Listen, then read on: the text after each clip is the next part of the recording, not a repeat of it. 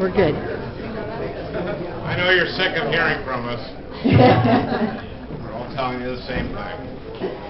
So we're really pleased to have with us Senator Al Franken, who's been a great supporter, and we always appreciate his attendance at this event. So let's welcome Senator Franken.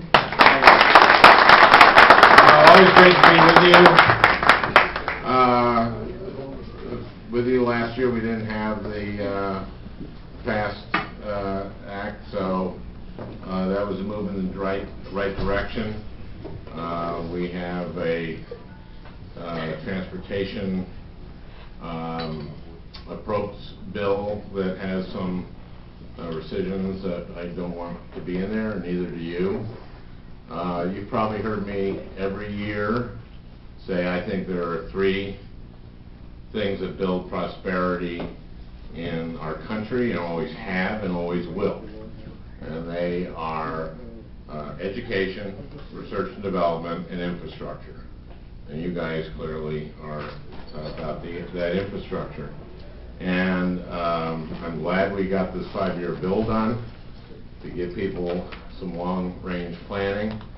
I know that you're from all over the state, and many of you have different interests. And so I'm not going to take sides except to say that I live on 10th and Portland in Minneapolis, so I'm going to just fight for 10th and Portland. Well, those really there should be a lot of money spent on that intersection. But there are a lot of projects. Let me just say one thing. I just want to, and this doesn't have that much to do with transportation, but I was in Wilmer this past weekend and for high school graduation, and it was one of the most beautiful things I've ever, one of the greatest experiences of my time in the Senate. I've been here going on 7 years now. Wilmer there were about 250 graduates. I'd say about 60% white, about 25% Latino, about 15% Somali, something roughly. And this was if anything made you believe in America, it was this graduation. These kids love each other. I was there because Muna Abdahali was speaking. She had been a page here in the Senate, or in the Senate side. And I remember she had written an essay saying she wanted to be a U.S. Senator someday, and she'd been very impressive in an interview, and I was told about her, and I went to the floor of the Senate to find her, and she was wearing her hijab. So I went up to her and said, "You look like a Minnesotan." And she was amazing. And when I was there, I went to this to introduce her. And I introduced her, and the ovation she got when she was introduced was something, when she came on. But she got a standing ovation. She gave a great speech. The president of the class was a white guy. The valedictorian was a Latina girl. The orchestra there, the student orchestra is amazing. The chorus is amazing. They ended up with traditionally there, they ended with Battle Hymn of the Republic. It was the most stirring, beautiful rendition of that I've ever heard in my life. If you ever want to have your faith restored in our state, in our country, go to Wilmer. Go to Wilmer commencement. This was astounding, and the principal was great, and the superintendent was great. I'm so proud to serve our state. We have a great state, and we're great in pretty much everything we do. And so I learned from you guys, and that's one of the privileges of representing Minnesota. We have great mayors, great former mayors, great, all of you are serving your part of the state.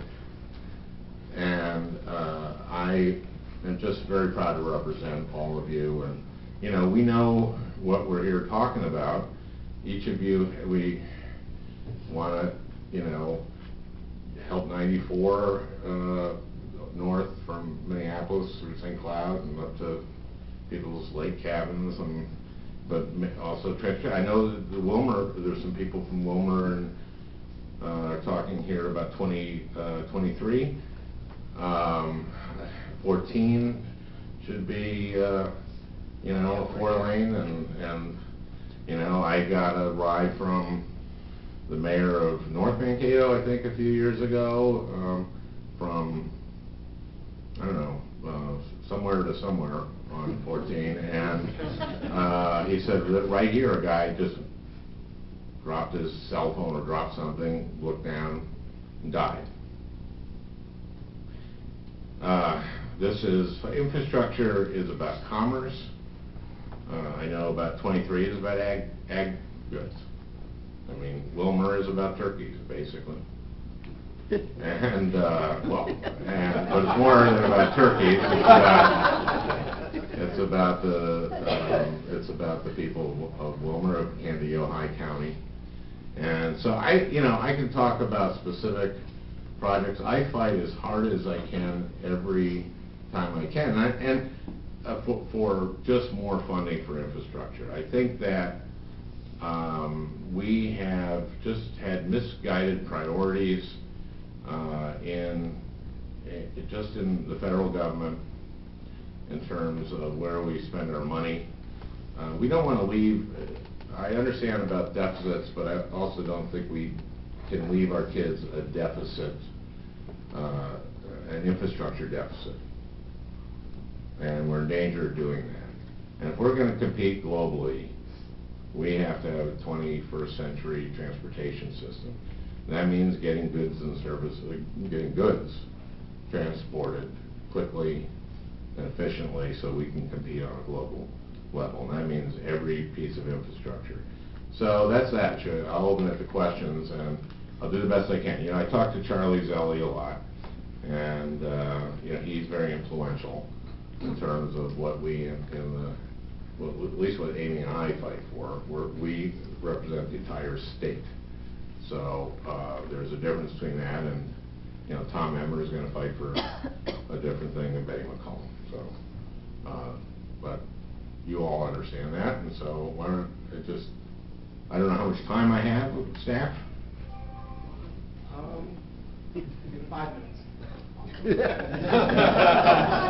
I think that was arbitrary, but no. I got 5 minutes, so let's open it up to questions and we'll see. Or not just questions, you can just tell me stuff. Yeah, tell me something. Amongst friends, what are the chances of the vice president of Franken? Amongst friends? Why? Not good.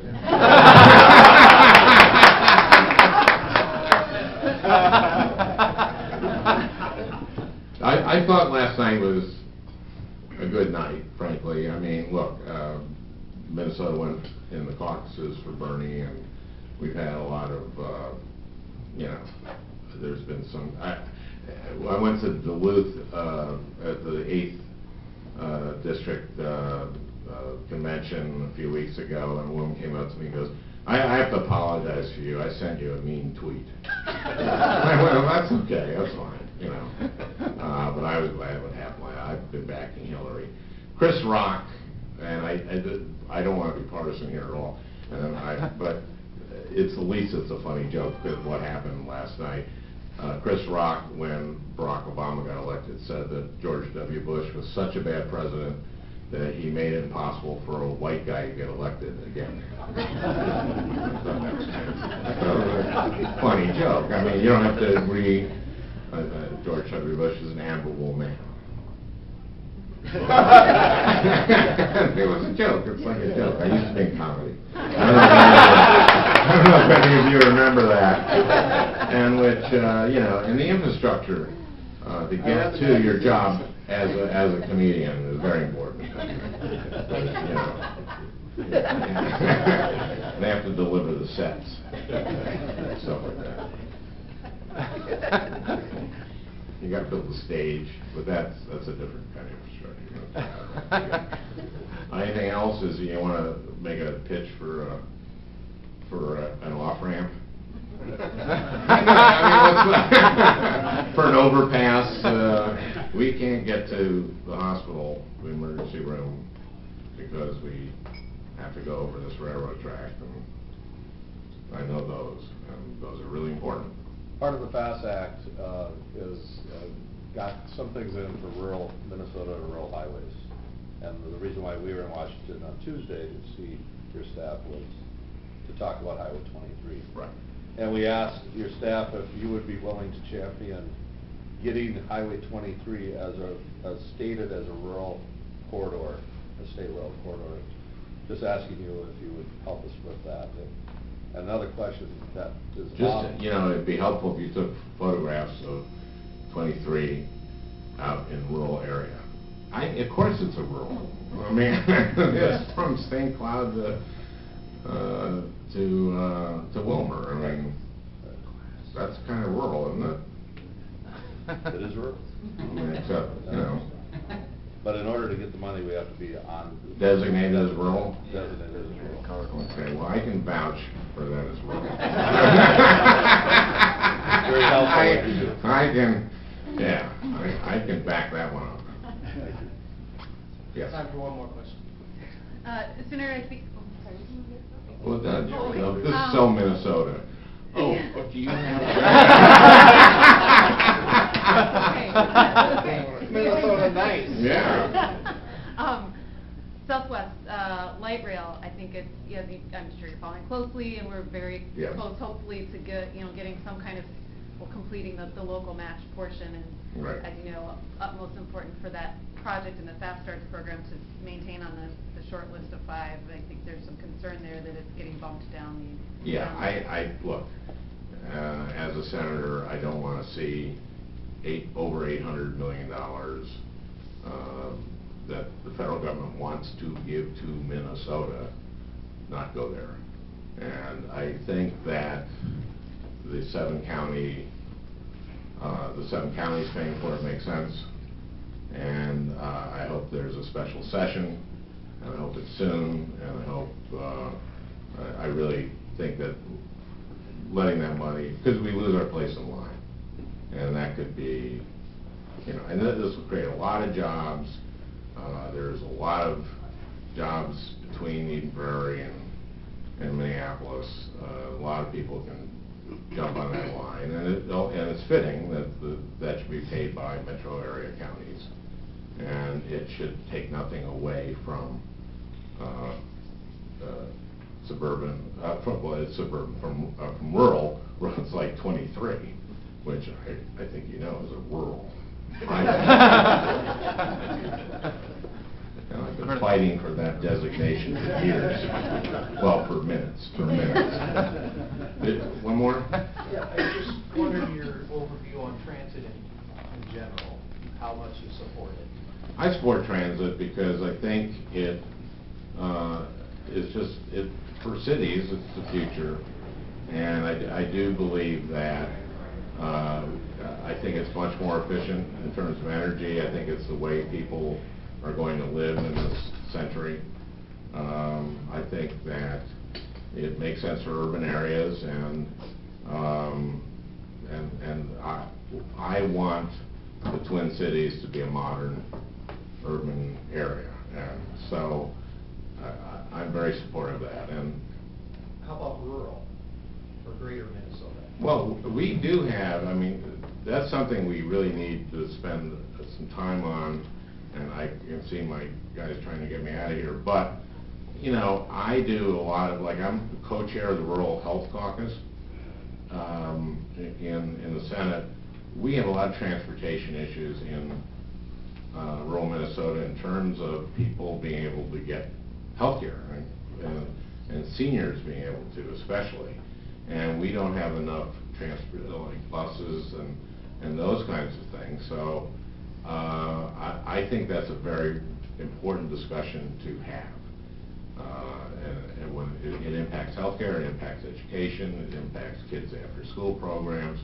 There's all kinds of transportation issues that involve rural Minnesota. Another issue is broadband. That's not you guys, but it is. So I gotta go, but thank you all for the work you do. And, you know, all know Adam Schiff, that's him, and he's waving at you. Well, he was, now he isn't here. Now he stopped again. Okay, thank you all.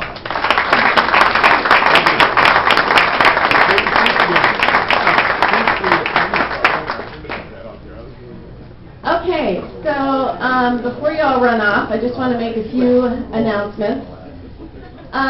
So hopefully you all have your appointments and you know where you're going. And again, please come back here to this room at 5 o'clock for the reception, and we do expect to hear from Senator Klobuchar.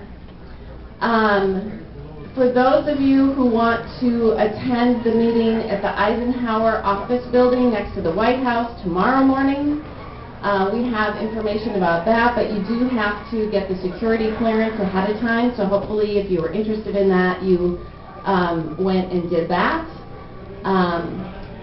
So other things I just want to mention really quickly, in your packets there is some additional information that you can use as you're meeting with staff and members today. The 2017 appropriations bill is a big issue, and as you heard, there are a lot of things up in the air about the appropriations process. So we want to make sure that we're bringing that up. And one of the issues